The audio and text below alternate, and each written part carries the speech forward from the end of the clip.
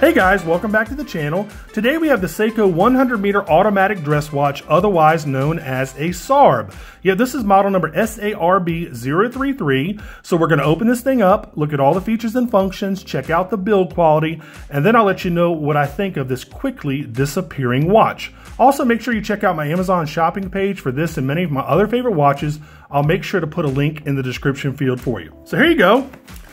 Seiko watch box. You can always tell these made in Japan Seikos because the inner watch box is a lot nicer than the normal ones. And a lot of them are either black or this really, really dark, kind of grayish brown. There you go. There is the owner's manual. And I don't see anything about a, wait a minute, is this the warranty or guarantee? Yeah, I think this, yeah, here's your guarantee card. Anyway, there you go. Boring stuff out of the way. And let's take a look at this watch. Now, I've never reviewed one of these because honestly, they just, I know some are gonna, shriek in horror. These SARBs have never done anything for me. I get it, they're very well made. They'll last a lifetime. But aesthetically and visually, they just do absolutely nothing for me.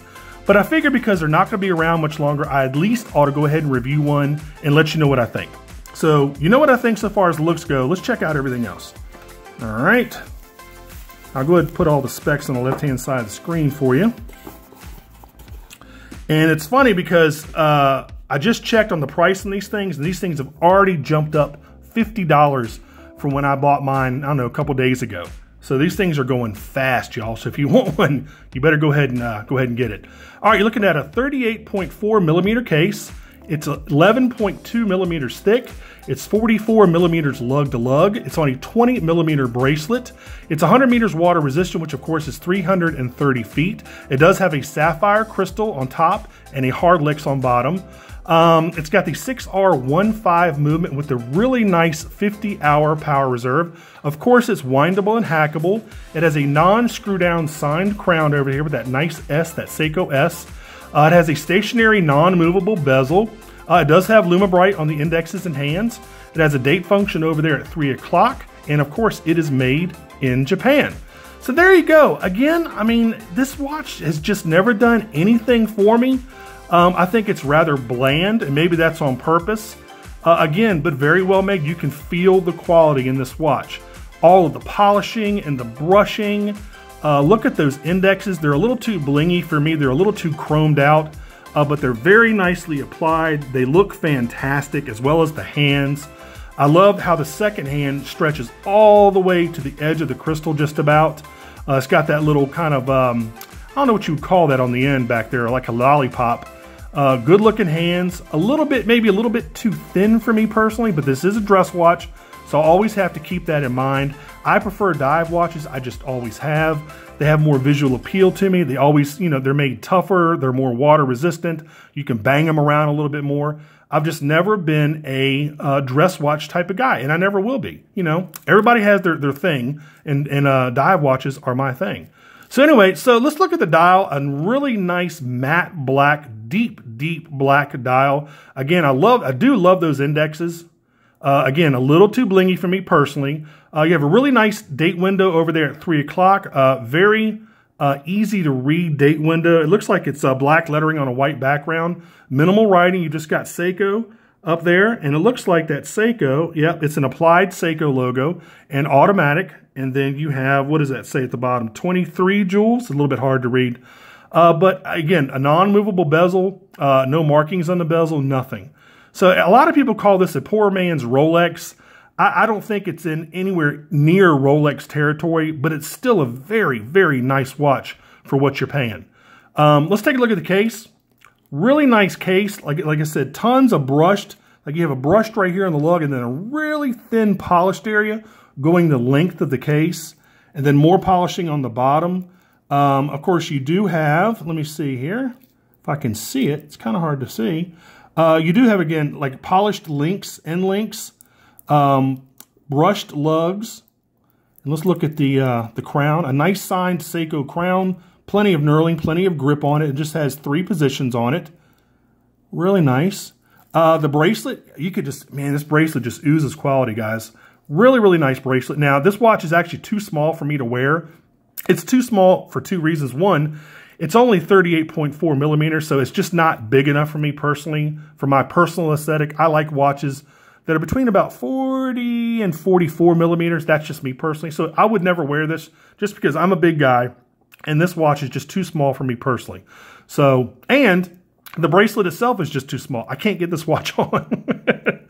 Yes, I guess I have some fat wrist. I mean, I'm a big dude. I'm 6'3". I'm a big guy. So this to me is it's just not big enough for me personally.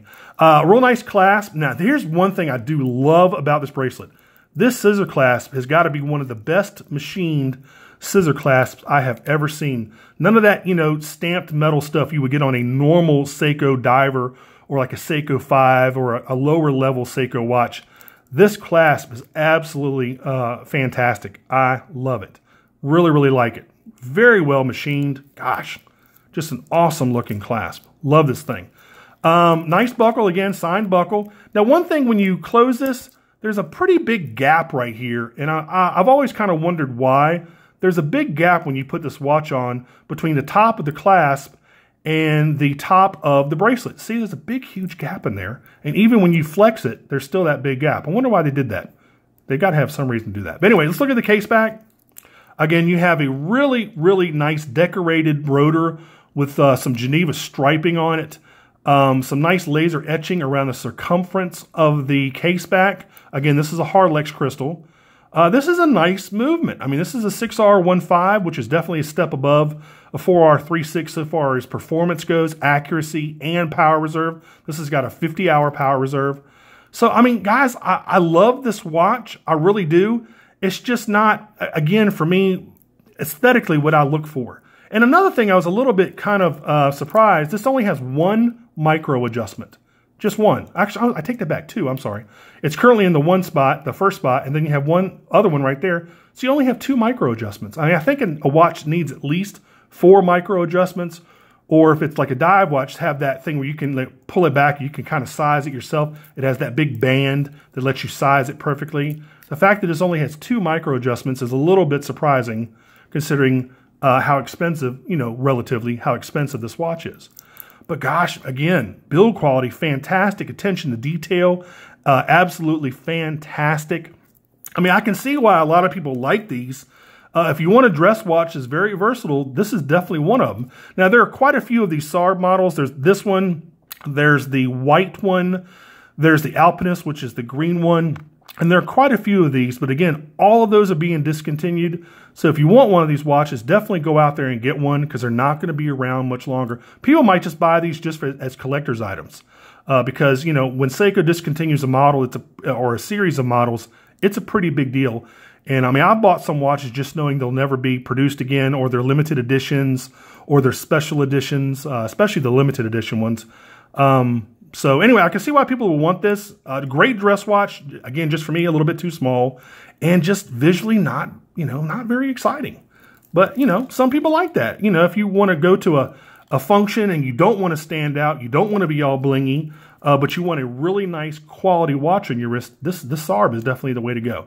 So let's go ahead. I can't try it on. It's just too small. But let's go ahead and kill the studio light, kill the monitor, and let's check out this lume.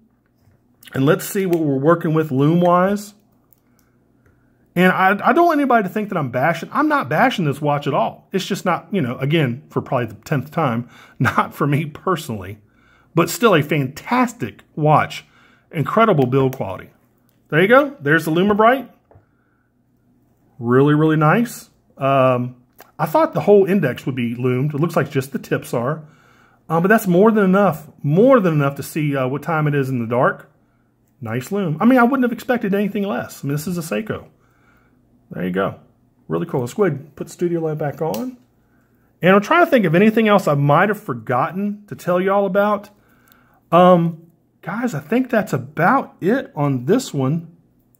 I'm trying to think if there's anything else I want to tell you. And that's really about it. Just a fantastic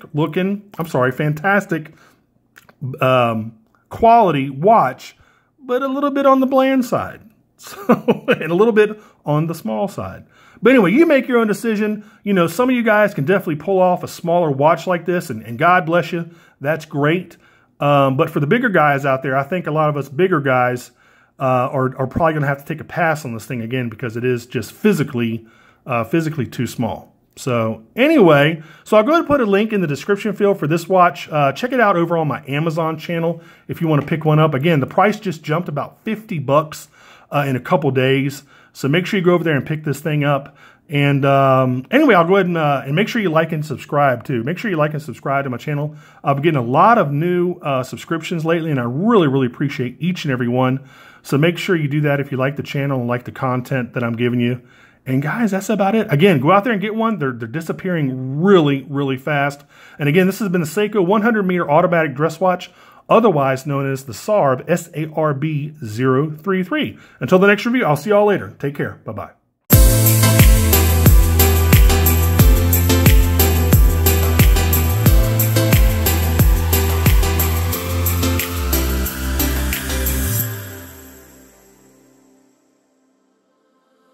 I'm like, you was a